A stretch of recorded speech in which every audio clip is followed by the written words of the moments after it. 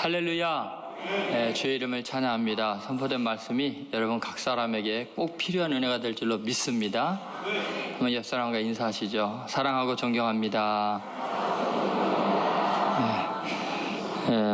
오늘 마음이 흐르는 길이란 제목으로 말씀을 전하겠습니다. 한 영주가 자신의 정원사가 일하는 것을 산책 중에 보게 됩니다. 그런데 그 청년이 나무 화분에 조각을 열심히 하고 있는 거예요. 그래서 어이가 없어서 그 청년이 이런 말을 합니다. 아니, 자네가 그렇게 나무 화분에다가 조각을 한다고 임금을 더 주는 것도 아닌데 자네 지금 뭐 하는 건가? 그랬더니 정원사가 이런 말을 합니다. 저는 이 정원을 정말 사랑합니다. 그래서 제가 할 일을 지금 다 하고 남는 시간에 최선을 다해서 이 정원을 더 아름답게 하기 위해서 이 나무 화분에다가 조각을 새겨 넣고 있습니다. 그 마음이 참 갸륵하고 기특해서 아주 귀하게 보게 됩니다. 그리고 가만히 보니까 솜씨가 뛰어난 거예요. 그래서 그로 하여금 조각 공부를 계속할 수 있도록 후원을 합니다. 그렇게 해서 세계적인 천재 조각가 미켈란젤로가 탄생하게 되지요. 여러분, 위대함은 마음의 색깔이 어떠느냐에 따라서 결정이 됩니다. 그의 손재주보다도 마음이 더 고결하고 아름다웠던 거죠. 우리의 마음은 물보다 더 쉽게 담겨지는 그릇에 따라서 변화됩니다. 우리의 마음은 상황이라는 기류의 흐름에 따라서 그냥 흘러가기 쉽습니다. 마음을 고정시키고 붙잡는다는 것 대단히 어려운 일입니다. 그러나 우리는 그 마음이 어떠한가가 하나님의 복을 불러올 수도 있고 저주를 불러올 수도 있습니다. 생명의 근원이 그 마음에 있기 때문이죠. 여러분의 마음은 지금 어디로 흐르고 있습니까? 압살롬의 반역이 커져가는 그런 때였습니다. 정세가 굉장히 불안하고 지금 국민들의 마음이 요동을 치고 있는 그런 때였습니다.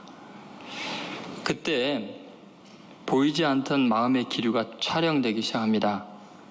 우리 인생에서 어떤 위기가 닥치면 평소에 볼 수 없었던 것들이 정체를 드러내게 됩니다. 우리 인생에서 하나님을 향한 믿음의 기류도 마찬가지입니다. 시험과 환난과 위기를 통해서 우리 믿음의 정체가 이제 모습을 드러내고 그동안 감춰졌던 거, 숨겨졌던 그 믿음이 불쑥불쑥 튀어나옵니다. 어떤 모양이었는지, 어떤 색깔이고 어떤 수준이었는지. 여러분, 이 시대가 참 어렵다고 합니다. 여러 가지 혼란스럽습니다. 여러 가지 사업도 어려움을 겪고 개인적으로 가정도 다 어려울 때 이때야말로 우리의 마음의 색깔이 드러나고 마음의 모양이 지금 촬영되고 있는 순간이죠. 그럼 오늘 본문에 보면 아주 중요한 인간의 마음의 세 가지 면들이 보이고 있습니다. 첫 번째, 상황에 따라 쉽게 돌아서는 마음입니다. 한번 따라해 보세요. 상황에 따라 쉽게 돌아서는 마음, 변심하는 마음이죠. 압살롬의 반역하는 일이 커져갈 때 압살롬에게로 돌아가는 백성들이 많아졌습니다. 자, 12절 말씀 같이 읽어보겠습니다. 12절입니다. 시작.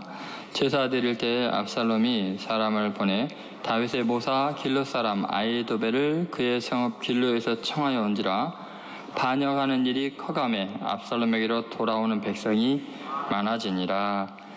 압살롬은 백성들의 마음을 돌릴 수 있다는 것을 알았습니다. 이게 굉장히 정치적인 지략이 뛰어난 사람이죠. 백성들의 마음을 움직이는 법을 알았습니다. 여러분, 요즘 대선 전국으로 가면서 그 백성들의 마음을 움직이게 하는 그 지략가들이 대선 옆에는 꼭꼭 있죠. 압살롬은요, 굉장히 친절했고 겸손했고 신앙이 돈독한 모습으로 백성들의 마음을 다 사로잡았습니다. 다 자기에게로 돌아오게 했습니다. 그 결과 그 여론의 흐름이 어떻게 됐는지 여론 발표가 13절에 나와 있습니다. 같이 읽어보겠습니다. 전령이 다윗에게 와서 말하되 이스라엘의 인심이 다 압살롬에게로 돌아갔나이다 한지라. 예나 지금이나 여론조사가 진행이 되는 것 같습니다. 그런데 여러분, 중요한 것은 인간의 마음이라는 게요, 아주 쉽게 돌아선다는 거예요. 아주 뉴스 하나에 따라서, 상황 하나에 따라서요, 얼마나 이 요동을 치는지 여러분이 잘 아십니다. 이스라엘 백성들은 얼마나 변덕스러운지 우리를 대표해서 인간의 마음을 잘 보여주죠. 홍해를 막 건넜을 때 어땠어요? 솟구치며 춤을 추며 여호와를 찬양하며 영원토록 주님께 감사하겠노라고 해놓고는 광야 길로 들어서자마자 물 없다고 먹을 거 없다고 못에 쳐 죽이려고 하고 애굽으로 돌아가자고 난리하죠. 돌아가게 놔둘 걸 그랬어요. 홍해 어떻게 건너려고. 아무 생각이 없습니다. 그냥 현실 속에 어려움 부닥치면 그냥 마음이 바뀌는 것이 인간이죠. 하나님께서 십계명을 모세에게 줄 때 시내산에 올라간 사이에, 잠깐 사이에요, 그 백성들이 금송아지를 만들어서 절을 하고 난리가 아닙니다. 있을 수 있는 일입니까? 그 기적을 경험하고 나서도요. 나중에 하나님의 은혜로 구원을 얻고 가나안 땅에 들어갔습니다. 들어갈 때 여리고성이 무너지는 기적, 어마어마한 기적을 경험해놓고 들어가서 몇 년이나 됐다고 바알신을 숭배하고 아세라를 숭배하고 난리가 아닙니다. 그럼 백성의 마음이 허망하기 짝이 없습니다. 바람이 흐르는 것보다 더 쉽게 방향을 바꿉니다. 여러분, 다윗, 영원히 이스라엘 백성들의 이름이 기억될 영웅 중의 영웅 아니었습니까? 골리앗을 죽이고 돌아올 때 이스라엘 백성들이 다 노래했잖아요. 사울의 죽인 자는 천천히, 다윗의 죽인 자는 만만이로다. 여러분, 그렇게 다윗을 칭송했던 그들이 지금 마음을 다 돌이키고 있습니다. 가만히 생각해 보면은 이 다윗이 블레셋과의 싸워서 이스라엘 구원하고 그리고 끝까지 사울 왕조를 귀하게 여길 때 이스라엘 백성들이요, 12지파가 다 몰려와가지고 우리들의 왕이 되어주십시오, 왕이 되어주십시오 했던 그들입니다. 그런데 신기하게도 살인을 저지르고 자기 아버지를 지금 반역해서 나라를 지금 혼란스럽게 하는 압살롬의 그 외모와 그의 뛰어난 전략과 위선 앞에서 다윗을 버립니다. 전부 다 반란에 가담을 하는 어마어마한 일들이 일어납니다. 여러분, 이것이 사람의 마음입니다. 이것이 일반 대중의 마음의 흐름입니다. 여러분, 인심이라는 거 그렇게 견고하지가 못합니다. 우리가 붙들 수가 없습니다. 그거 왜 그럴까? 결국은 철저히 자기 중심적이기 때문에 그렇습니다. 진리를 정확하게 판단할 수 있는 능력도 없지만 진리를 안다고 해도 그게 중요한 게 아니라 이것이 내게 유익이 되느냐, 이것이 내게 편리함이 되느냐, 이것이 내 의견과 같으냐를 중심으로 선택하기 때문에 이게 막 바뀔 수가 있는 겁니다. 여러분, 권력이 아부하고 자신의 흥미에 따라 언제든지 흘러갈 수 있는 변덕스러운 마음, 이게 사람의 마음이에요. 그건 예외가 없습니다. 사람 마음을 붙잡으려는 것처럼 어리석고 스스로 상처를 받는 일은 세상에 존재하지 않습니다. 사람에게 마음을 두지 마십시오. 왜 이렇게 인간의 마음은 정처가 없는 걸까요? 그것은 인격적인 관계가 이루어지지 않아서 더욱 그렇습니다. 다윗을 좋아하는 듯 하지만 다윗이 자기를 구원했기 때문이고 자기들의 마음이 다윗의 그 순간에 다윗으로 향하기 때문입니다. 여러분, 가만히 생각해 보면요, 인간은요 아주 독특하게 인간관계를, 인격적인 관계를 맺을 수 있는데 상대편과 내가 만남이 없어도 굉장히 인격적인 신뢰를 할 수가 있습니다. 예를 들어서 여러분, 이순신 장군 만나봤어요? 세종대왕이 여러분에게 뭐 준 거 있습니까? 이게 뭐 특별히 개인적으로 만난 적이 있어요? 없는데도 우리는요 절대적으로 신뢰합니다. 누가 세종대왕 욕하거나 이순신 장군 욕하면 큰일 납니다. 그 왜 그럴까요?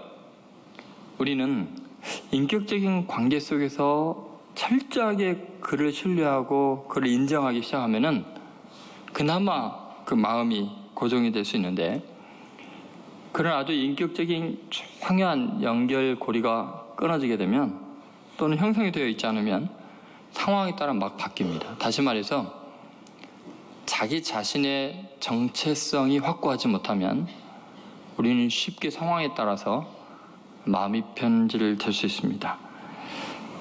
여러분, 우리는 스스로 정함이 없는 사람인 것을 잊지 않아야 됩니다.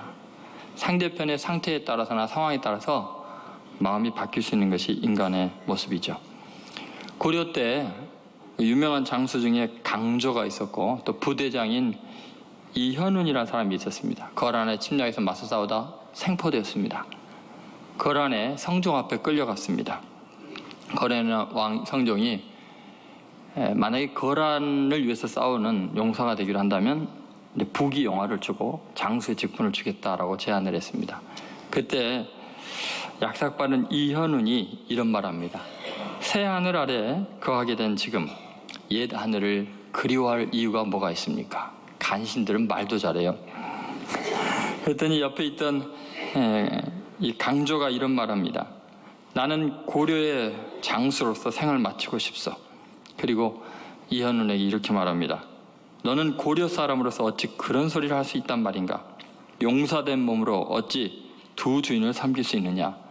죽어 마땅한 놈. 그런데 죽이면 누가 당했겠어요? 강조가 죽이면 당하죠. 신앙생활에 있어서 자신을 깊이 돌이켜봐야 합니다. 우리의 마음이 하나님을 향하는 마음이 얼마나 견고할까? 얼마나 쉬 요동치고 있고 흘러가고 있을까? 예전에 한번 TV에서 보니까 점쟁이들이 나와서 그런 이야기를 하더라고요. 점 보러 어떤 사람들이 오냐 했더니 한 절반 이상은 예수 믿는 사람들이 옵니다. 권사님들, 집사님들이 아주 열심히 오죠. 왜 그럴까 생각해 봤어요.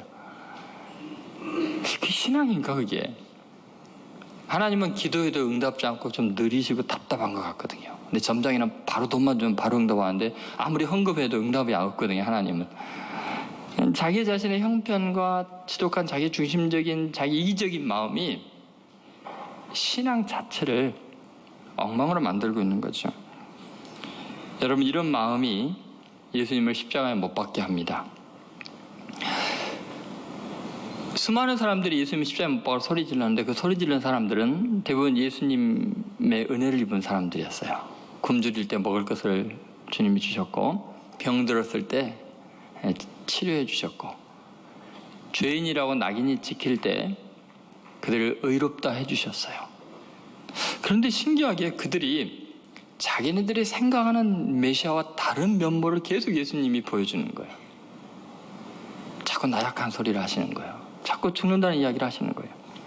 결국은 도움이 안 되겠구나. 로마로부터 우리를 구원할 메시아로 알았더니 이건 뭐 형편없네. 기대감, 그것이 실망으로 바뀌면서 십자가에 못 박으라고 소리를 지릅니다. 무리들의 마음이라는 게 지독하게 이기적이고 자기 수준입니다. 그러니까 막 변합니다. 그래서 주님은 늘 그렇게 말씀하셨어요. 자기의 몸을 저들에게 의탁지 아니하셨으니 이는 사람의 속에 있는 것을 친히 아심이라. 여러분 잊지 마세요. 우리는 예수님만큼 완벽하지도 않고 지혜롭지도 않고 많은 일을 행하지도 못했습니다.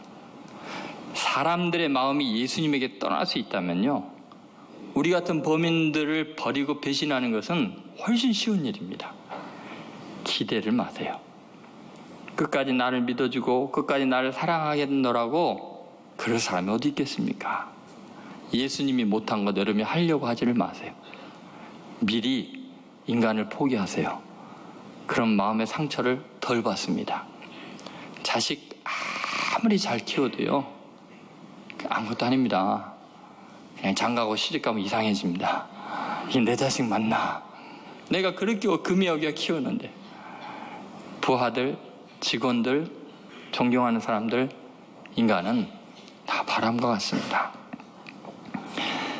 여러분, 지난날의 은혜를 잃어버리면, 감사를 잃어버리면 인간의 마음이 정함이 없이 흘러갑니다. 하나님을 향해서 변치 않는 믿음을 달라고 여러분 기도하십시오. 주님께서는 한결같이 주님에게 충성하는 사람, 은혜를 잊지 않는 사람을 귀히 여기십니다. 그래서 이사야서 16장에 보면 그런 말씀이 있죠. 같이 한번 읽어보겠습니다. 주께서 심지가 견고한 자를 평강하도록 지키시리니 이는 그가 주를 신뢰함이니라. 여러분, 끝까지 심지를 견고하게 하면 주님께서요 마음에 평강을 주십니다. 어떤 상황에서도 마음을 지켜주실 것입니다. 그렇게 한결같은 마음으로 오직 하나님만 바라보는 귀한 성도들 되시기를 주 이름으로 소원합니다.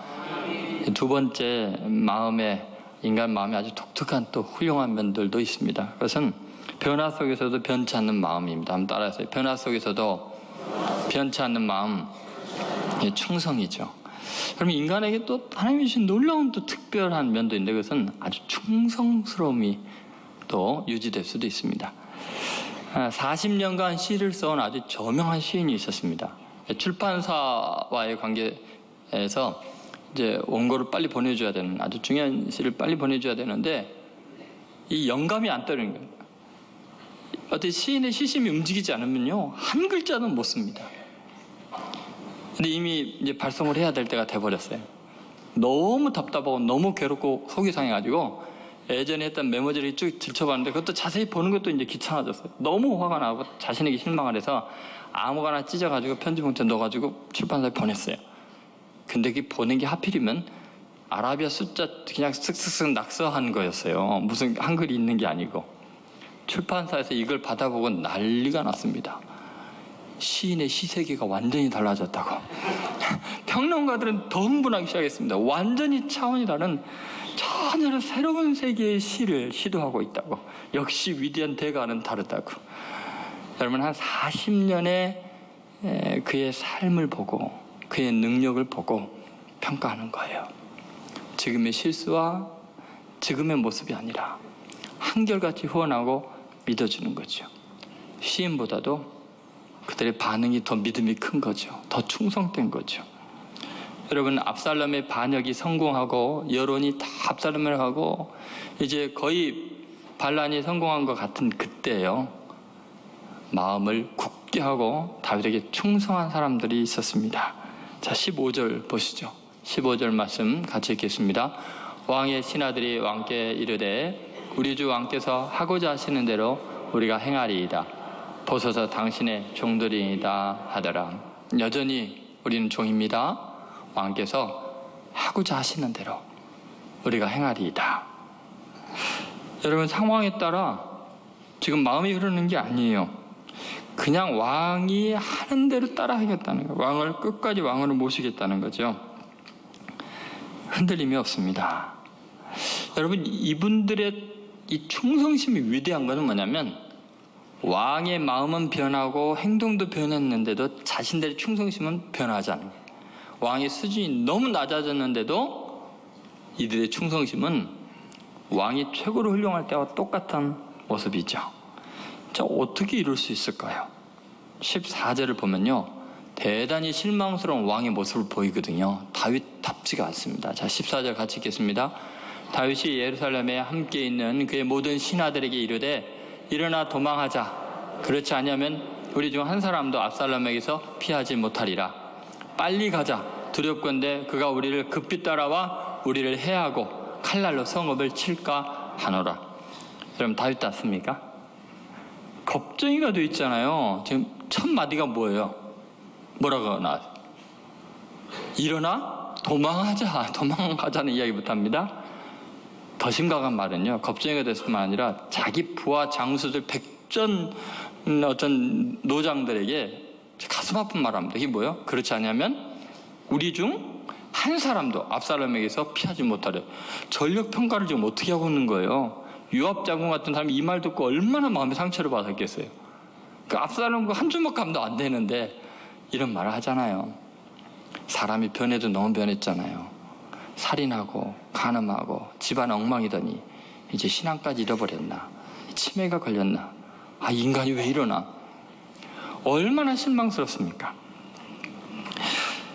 여러분, 그런데 리더십을 다 잃어버린 것 같은 예전과 다른 이 모습 앞에서도 변치 않는 충성을 보이고 있습니다. 도대체 왜 그럴까요? 여러분, 왜 그런다고 생각하세요? 아니, 이 사람들이 지금 맹목적입니까? 왜 그런다고 생각하세요? 아주 깊은 내면에 대한 신뢰가 있기 때문인데, 그 첫 번째는 이런 것 같아요. 지도자의 입장을 이해하는 마음이에요. 여러분, 이 대중들과 이 충신들의 차이가 뭔가라고 생각해 보세요. 지금요, 지금 다윗의 이 말을 듣고 다윗의 행동을 볼 때요, 자기들의 입장이나 제3자나 객관적인 입장으로 다윗의 말을 받아들이지 않아요. 그러면 그건 충신이 아니에요. 그냥 많은 사람 중에 하나죠. 충신은 자기의 주의 마음으로 그의 입장에서 모든 걸 바라보는 거예요. 그럼 맞습니다. 일어나 빨리 도망가는 길밖에는 방법이 없어요. 왜요? 자기를 치려고 오는 그들이 누구예요? 자기 아들이거든요. 압살롬 왕자거든요. 어떻게 자기 아들을 죽이겠다고 싸우겠어요? 아버지라면 자식이 져야지. 차라리 내가 망하고 내 자식이 잘 되길 바라지. 여러분, 세상 사람들이 볼 때 압살롬은 살인자요, 반역자이지만 다윗은 그냥 아들일 뿐이에요. 사랑스러운 아들, 내 생명보다 귀한 아들이. 여러분, 이 충신들은 지금 그냥 백성의 한 사람으로 보는 게 아니에요. 다윗의 마음, 자기들의 주의 마음으로 상황을 보는 거예요. 그러면 맞습니다.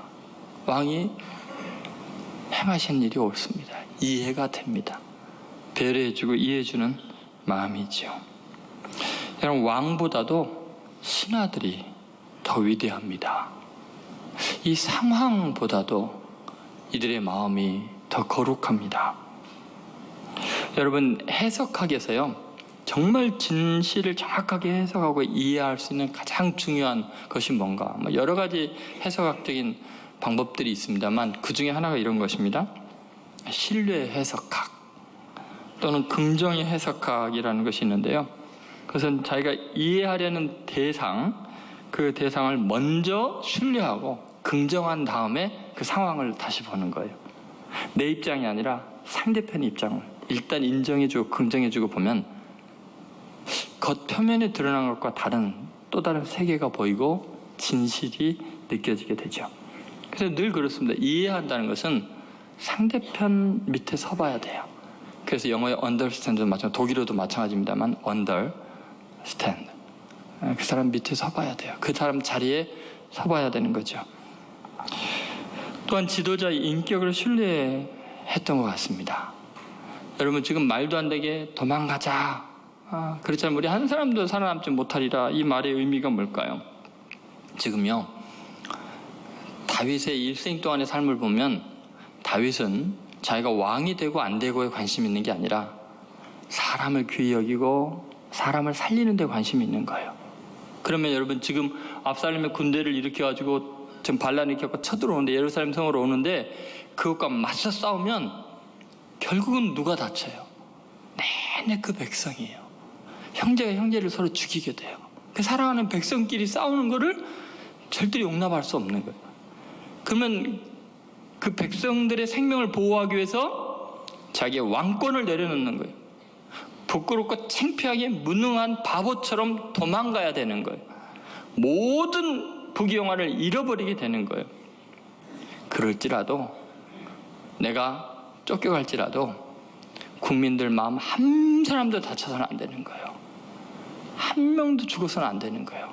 그러니까 왕권 내려놓고 죄인처럼, 비겁한 자인 것처럼 그렇게 도망가자고 한 거예요. 여러분, 백성들은 그 다윗이라는 지도자의 인격을 오랫동안 신뢰하고 있었던 거예요. 그분이 말씀하시면 옳은 거야. 사람을 사랑하는 분인데 자기의 명예와 지위 때문에 사람을 희생하는 분이 아니니까, 물질도 권력도 그의 마음을 타락시킬 수 없으니까. 그러니까 내 주 왕의 원하신 대로 행하십시오. 우리도 행하겠습니다. 그들은 지도자의 지혜를 또한 믿은 거예요. 그동안 다윗은요, 백전백승이에요. 단 한 번도 진 적이 없어요. 지금 도저히 이 상황에서 도망가자는 건 말이 안 되잖아요. 그러나 저분이 말씀하시면 따르겠다는 거. 왜냐하면 그동안 그분의 인도함 따라서 오늘까지 어마어마한 승리가 있었잖아요. 국가적인 번영이 있었잖아요. 그러니까 이 충신들은요, 지도자의 능력을 믿는 거예요. 자기네들이 이 상황에서는 말도 안 되는 것 같지만 그분이 옳다고 믿은 거예요. 그래서 우리 주 왕이시여 하고 우리는 당신의 종입니다라고 분명히 15제석을 밝히고 있는 거예요.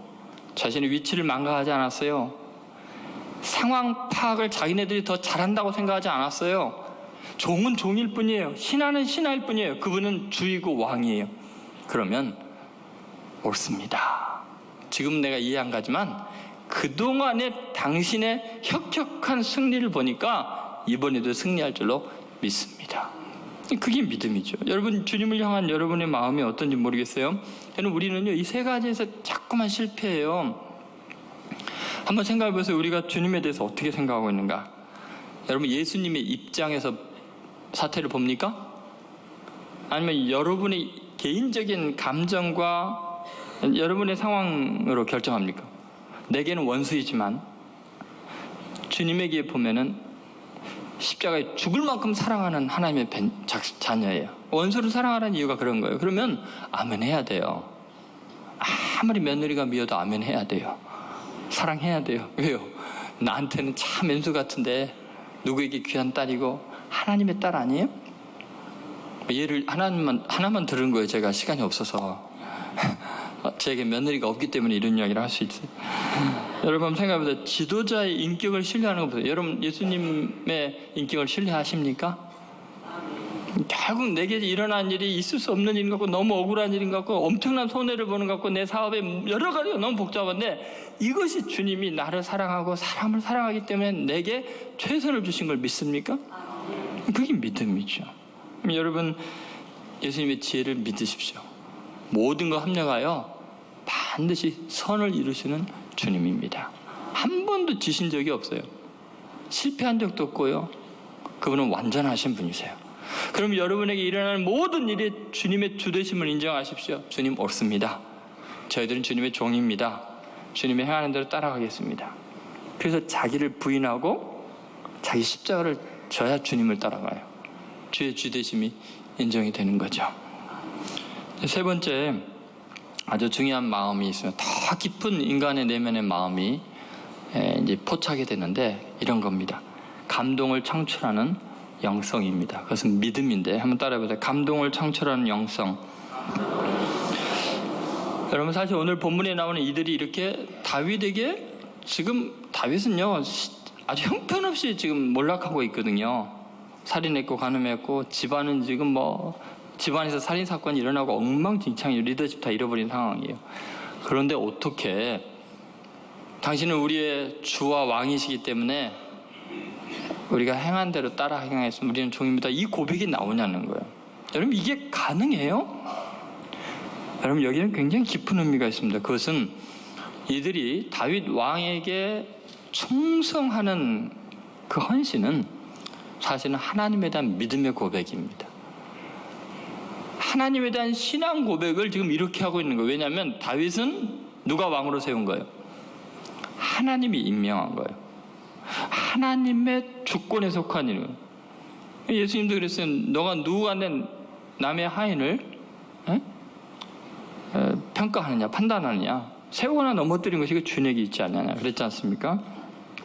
여러분 지금 이들이 다윗에게 충성하는 것은 사실은 다윗을 기름 부어 왕으로 세우신 하나님에 대한 신뢰예요. 믿음이에요. 여러분 인간은요 절대로 완전하지 않습니다. 근데 하나님은 완전하십니다. 인간은 실수합니다. 하나님은 그 실수를 합력하여 선을 이루십니다. 로마서 8장 28절에 있는 말씀에도 그렇죠? 뭐라고 나왔어요? 우리가 알거니와 하나님을 사랑하는 자 곧 그 뜻대로 부르심을 입은 자들에게는 모든 것이 합력하여 선을 이루는. 여러분 다윗에게 확실한 것은 죄도 있고 실수도 있지만 다윗의 확실한 건 뭐예요? 하나님을 사랑하는 자예요. 다윗이 하나님을 사랑하는 리더이기 때문에 그가 혹 실수를 할지라도 하나님은 선으로 바꾸실 거다. 그 믿음이 있으니까 절대 충성이 가능한 거예요. 하나님을 사랑하는 자인 걸 알기 때문에. 다시 말해서 다윗에게 향한 충성은 사실은 하나님을 향한 믿음의 고백이었던 거죠. 그럼 여러분 신기하잖아요. 아니 다윗의 부하들은 그걸 어떻게 어떻게 알았을까요? 그 깊은 신앙의 경지를 어떻게 알았을까요? 그 내내 다윗에게 배운 거거든요. 다윗의 일생이 그걸 증거했거든요. 여러분, 다윗이 사울 왕 앞에 쫓겨다니면서요, 얼마나 고생했습니까? 10대 소년 때부터서 40대 왕이 될 때까지 인생의 황금기를 광야에서 참혹하게 지냅니다. 그렇게 충성했는데 자기를 죽이려고 하고 악신이 들려서 제정신이 아니에요. 그런데 하나님의 기름 부음 받은 자, 하나님이 세운 왕이니까 하나님이 알아서 하시고, 나는 하나님을 향한 신앙 고백을 사울 왕에게 충성하는 걸 보여주는 거예요. 그 옷자락 하나 뱉다고 회개하잖아요. 하나님의 기름 부음 받은 자를 내가 선을 댔다고. 다윗이 평생 하나님을 경외한 것은 그렇게 형편없는 사울 왕을 하나님이 기름 부었다는 이유만으로 끝까지 존경하고 사랑해요. 나중에 비참하게 벳산 성벽에 박혀있는 시체를 끝까지 데려다가 장례까지 치르죠. 백성들의 마음이 그걸 통해서 다윗이 정말 하나님을 경외하는 사람인 걸 알게 되죠. 원수를 사랑하는 모습을 보고. 여러분, 결국은 다윗의 사람들이 배운 신앙, 다윗이 믿은 하나님, 그 하나님 위대하시구나. 그것은 다윗의 삶을 통해서 배운 거였어요. 만약에 다윗이 사울 왕을 기회 있을 때 죽이고 고난의 세월을 일찍 끝냈다면 그 순간은 행복했겠지만 이 순간에 바로 다윗은 죽임당했을 거예요. 누가 다윗 편을 들겠어요? 여러분, 우리가 하나님께 기름 부음 받은 자, 하나님이 세운 위에 있는 권세에 순종하는 것이 하나님을 향한 믿음의 고백이고요. 그게 나중에 내 운명을 결정합니다. 그게 보이지 않는 믿음이 보여지는 방법은 그것밖에 없어요. 보이지 않는 하나님에게 충성하는 방법이 그것밖에 없어요. 정말 하나님을 사랑하는 그런 지도자를 위한 헌신이죠. 여러분, 생각해보면 성경은 온통 그런 얘기로 가득합니다. 예를 들면 룻기에 보면은 나오미라는 한 이스라엘 여인이 나오죠. 남편 죽고 두 아들 다 죽습니다. 모압, 하나님이 저주한 1000대까지 여호와 회중에 못 들어온다는 저주한 그 땅에 가서 살았어요. 왜요? 약속의 땅이 기근이 들었다고 버리고 그곳으로 간 거예요. 이방으로 간 거예요. 근데 그곳에서 며느리를 또 믿지 않는 며느리를 얻었는데, 그 룻이라는 그 여인은 그렇게 고백합니다. 어머니의 하나님이 나의 하나님이라. 근데 그 어머니는 실패한 여자였어요. 과부였고 자식 다 죽었어요. 자기 스스로 이름을 바꿨어요. 내 이름을 나오미라고 하지 말고 말하라, 쓰다고, 내 인생 다 끝났다. 하나님도 나를 저주하신다. 그런데요, 룻은 그 어머니의 하나님을 나의 하나님이라고 고백했기 때문에 그 하나님의 어머니로 내게 인정해주고 내 믿음의 전수자인 그분을 끝까지 사랑합니다. 동량을 해서 거지처럼 다 얻어서라도 어머니 생존시키죠. 그 결과 어떻게 됐어요? 모압 여인인데, 저주받은 민족인데 성경에 이름이 최고로 나와요. 다윗 기 이런 거 봤어요? 룻기는 있는데 다윗 기는 없잖아요. 얼마나 놀라워요. 결국은 이스라엘 왕조가 그 룻의 몸에서 나오게 되는 거예요. 다윗 왕조가. 그리고 그 이후에 예수 그리스도가 바로 룻의 몸에서 나오게 되는 거나 마찬가지. 여러분, 생각하면 우리가 이 영성이라는 것이 어디에서 나오는가를 잘 생각해 봅니다. 그것은 하나님이 세운 권위에 대한 절대적인 신뢰가 하나님에 대한 신뢰인 거죠. 적어도 다윗은 자기들이 왕으로 이제까지 은혜를 입으며 섬겨왔던 사람이었습니다. 하나님께 쓰임받은 분이고 하나님이 어떤 분인지 자기에게 알려주는 그런 귀한 하나님의 은혜의 통로였어요. 사실은 이 다윗과 함께 있는 이 장군들은 예전에 다윗이 광야를 헤맬 때 불량배들이었어요. 떠돌이들이 하나님의 사랑을 다윗을 통해 경험했어요. 고난 속에서 신앙을 배웠어요. 그 은혜를 잊지 않는 것.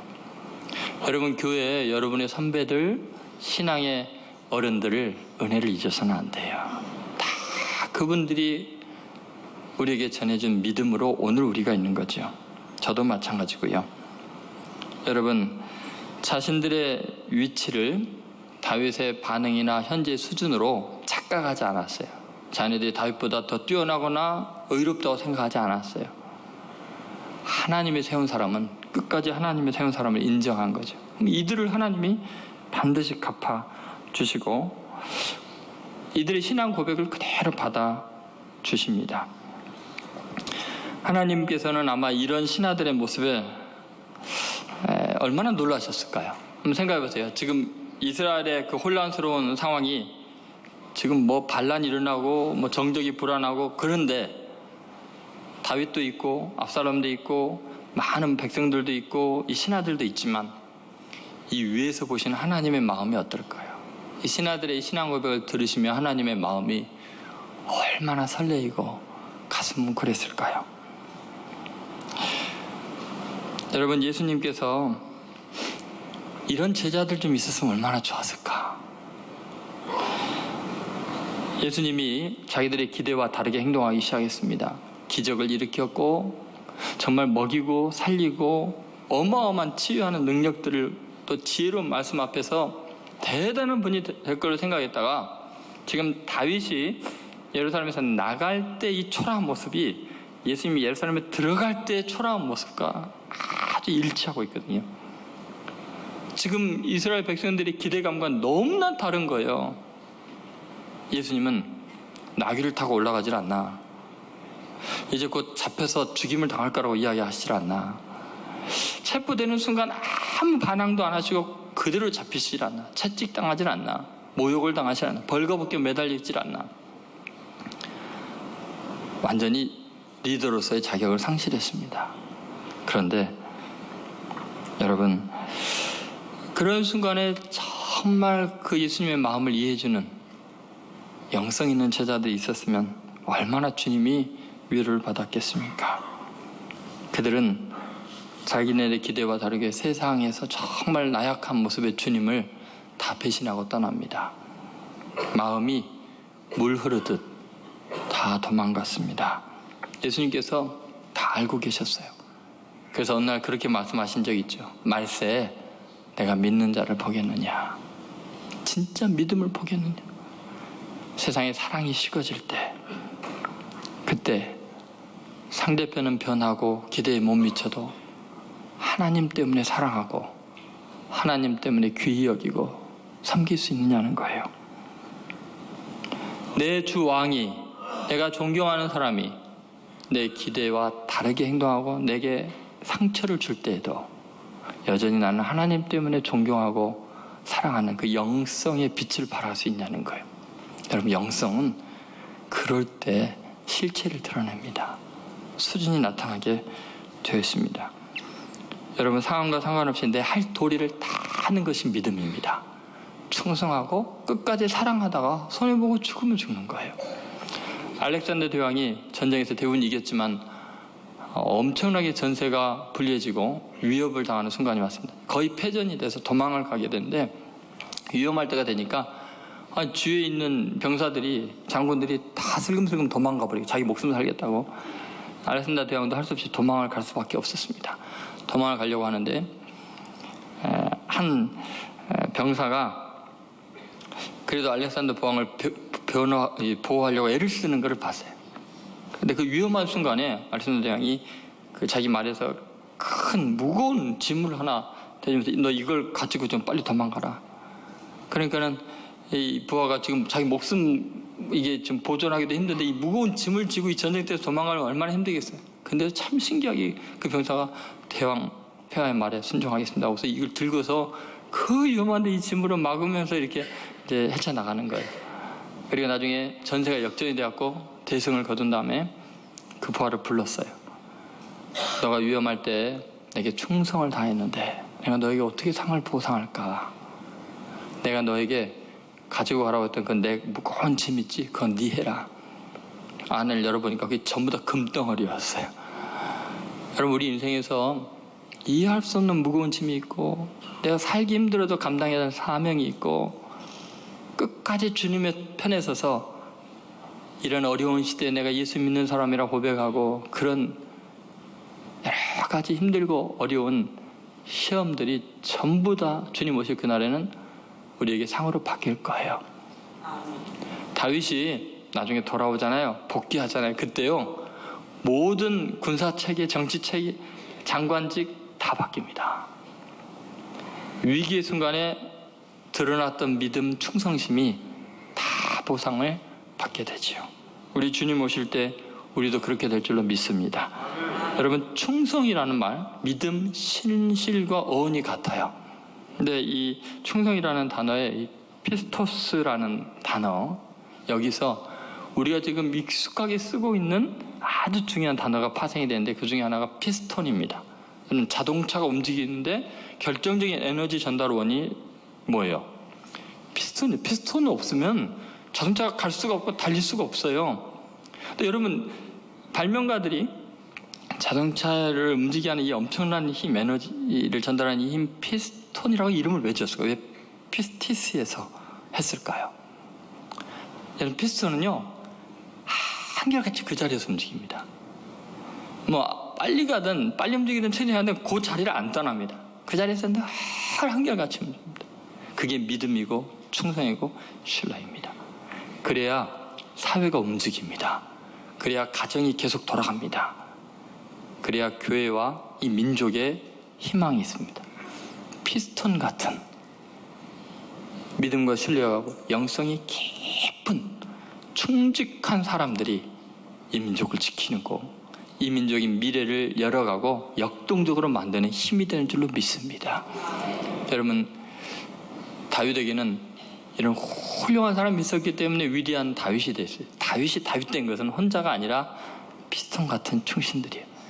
사도 바울이 세계를 복음하는 위대한 역동적인 사역을 한 것은 이 피스톤 같은 제자들, 주의 후원자들이 신약 성경에만 80명이 나옵니다. 그래서 바울이 된 거예요. 여러분, 이 시대가 어렵고 지금 민심이 흉흉하고 급변하는 세상에서 하나님을 향한 믿음을 변개치 마십시오. 여러분의 충성을 보일 수 있는 기회입니다. 신앙이 뭐고 영성이 뭔지를 분명하게 이 세대에 드러내는 기회입니다. 하나님이 반드시 갚아줄 것입니다. 요동하지 마시고 그 자리를 지키시고 믿음으로 끝까지 사랑하며 충성하는 성도들 되시기를 주의 이름으로 소원합니다.